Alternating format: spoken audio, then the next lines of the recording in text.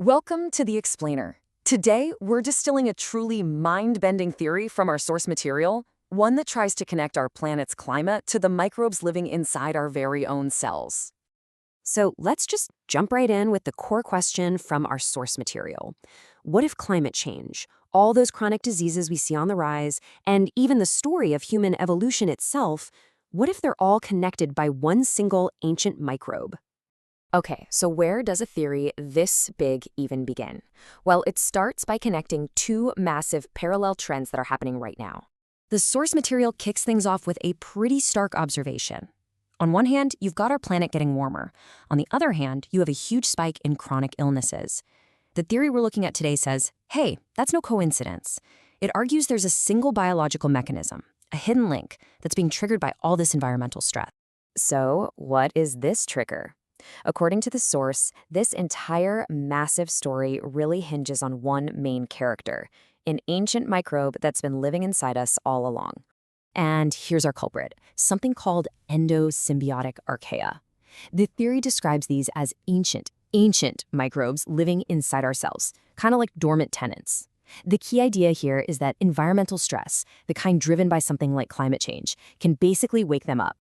And what happens when they wake up? Well, it's not pretty. The source claims they start building new structures inside our own cells, which it calls archaeons. Think of these things, like the fructosome, as new little factories that completely hijack our cellular machinery for their own purposes. This hijacking, according to the theory, doesn't start with a bang. It starts with a quiet but incredibly dramatic switch in our body's main fuel source. So here's the switch. The theory says that when we're under stress, an enzyme called aldose reductase gets turned on, and its job is simple. It takes our body's go-to fuel, glucose, and converts it into a totally different sugar, fructose. This one little chemical change is presented as the key that unlocks a whole cascade of metabolic chaos. And that switch sets off this four-step domino effect. First, the stress wakes up the archaea. Second, they flip the glucose to fructose switch. Third, this kicks off a brand new metabolic pathway the source calls fructolysis. And fourth, the end product of this whole runaway process is a really important compound, archaeal digoxin. Now, this is absolutely crucial. Our normal energy pathways have all these checks and balances, these off switches, but this fructosis pathway, the source describes it as completely unregulated.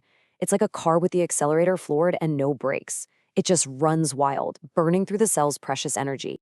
And that end product we just mentioned, archaeodigoxin, well, that's what the theory claims causes all the widespread and devastating effects throughout the entire body. This brings us to the molecule that's really at the heart of this whole disease model, archaeal digoxin. The source claims it's made by these newly activated archaea and that it acts a lot like a well-known heart medication called digoxin. So how does it do all this damage? Well, according to the source, this archaeal digoxin gums up the works of one of the most important pumps on the surface of all our cells, the sodium-potassium pump. When you block that pump, you mess up the cell's electrolyte balance, and you get a toxic flood of sodium and calcium rushing inside. And the consequences of breaking this one universal little pump? According to the theory, they are absolutely massive. The source links this single mechanism to a just staggering list of modern diseases. We're talking metabolic syndrome, cancer, autoimmune conditions, even neuropsychiatric disorders. But hold on, because the theory doesn't just stop with modern disease. In what is a truly radical leap, the source material pulls this same mechanism deep into the story of human evolution itself. So the theory proposes this fascinating dietary split. It claims that a high-fiber diet keeps these archaea quiet, leading to what it calls the Homo sapien phenotype, healthy, But on the flip side, it says a low-fiber, high-fat diet actually encourages archaeal growth, pushing the body toward a disease state it calls the Homo Neanderthal phenotype. And right here, this is probably the most astonishing claim of the entire theory. The source suggests that Homo sapiens and Homo Neanderthals aren't just these fixed, ancient species, but that they're actually flexible metabolic states. It says that depending on our diet and our internal microbes, we can literally convert between the two. Okay, wow, that was a lot to take in. So let's just take a breath and put all the pieces of this incredibly ambitious theory together one more time. So here is the entire causal chain, start to finish, as proposed by the source. Global warming acts as a trigger.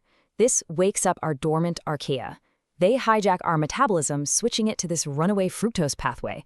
That pathway pumps out archaeal digoxin. The digoxin then breaks a critical pump in all our cells. And the final results? Chronic disease and what the authors call neanderthalisation. At the end of the day, the source material leaves us with a really provocative final thought. It asks us to think of our bodies not just as one organism, but as a complex ecosystem. And it poses a profound question for our time. In an age of external climate change, what happens when our own internal climate gets thrown completely out of balance?